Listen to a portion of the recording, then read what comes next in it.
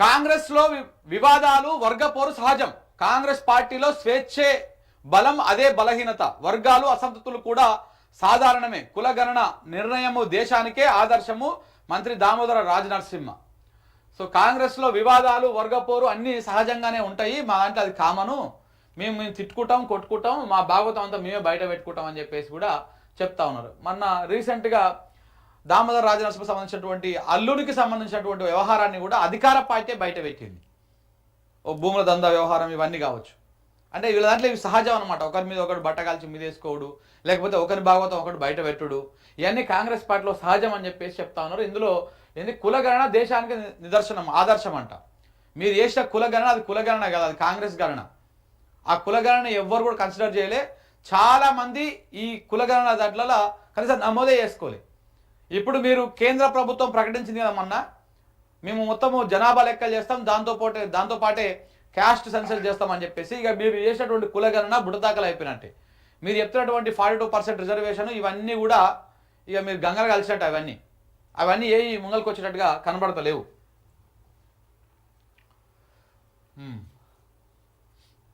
అందాల తారలు వస్తున్నారనే బస్టాండ్లు కడుతున్నాం. ప్రతిష్టాత్మకంగా మిస్ వరల్డ్ పోటీలు నిర్వహిస్తున్నాం.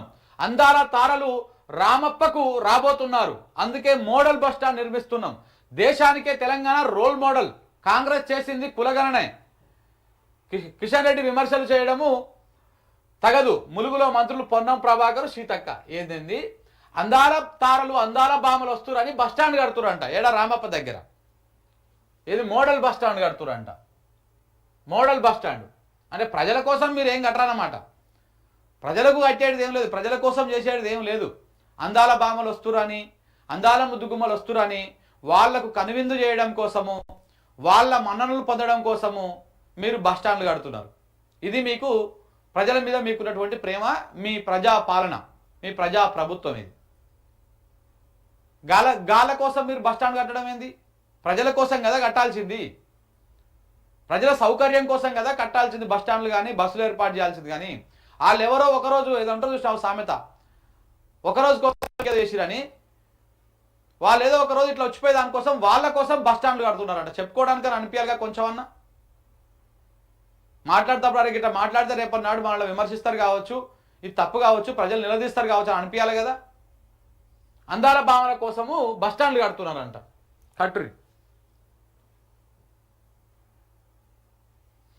17 నెలల్లో 17 పైసలు కూడా ఇవ్వలేదు. స్టూడెంట్ల జీవితాలతో కాంగ్రెస్ చెలగాటం ఆడుతుంది. ఫీజు రియంబర్స్మెంట్ ఇవ్వకుండా నిర్లక్ష్యం. ఇప్పటికీ ఎగ్జామ్స్ నిర్వహించలేదు. మీ ప్రభుత్వం దారుణమైన స్థితిలో ఉందా?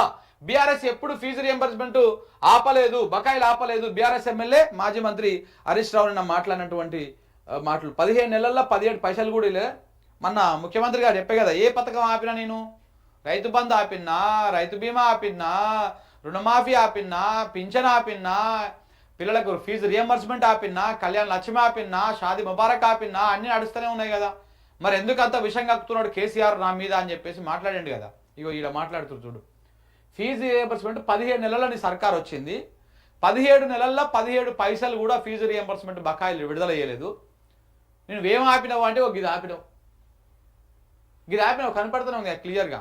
ఇంత క్లియర్ కట్ కనపడుతున్నది. ఎక్కడ వాయి మరి? మీరు చెప్పిన మాటలు ఏమో కోటలు దాడుతూ ఉన్నాయి, ఈడనేమో కనీసం గడప దాడతలేదు మీ పని. 17 నెలల్లో 17 పైసలు కూడా ఇవ్వలేదంట. మరి అది అబద్ధమా నిజమా కాంగ్రెస్ వాళ్ళు చెప్పాలి కదా. వచ్చి ఆ సంబంధిత శాఖ ఎవరి దగ్గర ఉంది? విద్యాశాఖ, మళ్ళీ ఆయన దగ్గరనే ఉండే. మీరు వచ్చి చెప్పాలి కదా.